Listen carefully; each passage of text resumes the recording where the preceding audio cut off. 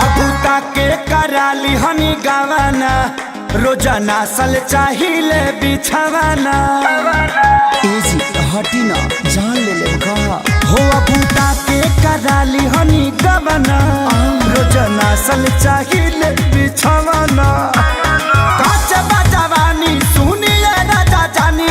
काच बजवानी सुनिए राजा जानी हमसे कुछ दिन दूर औरी रही ना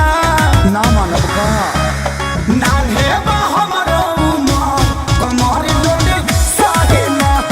नान्हे बा हमरो उमर कमर लोटे साहिना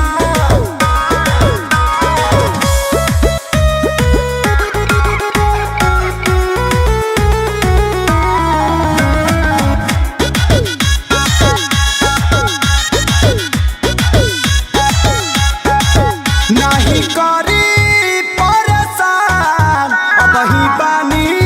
हम नादान से जिपा चढ़ी जानी फान लागे ललबलई कोई हम जान दूधा के दांत तुड़िए के दम लेव का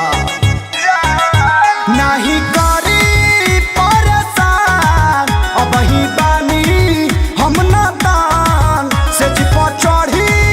जानी फान लागे ललबलई कोई हम जान बड़ा लगी छोट नदी में थाही ना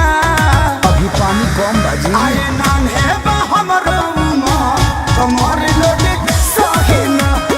नान्हे बा हमरो उमर कमर लोटे साहिना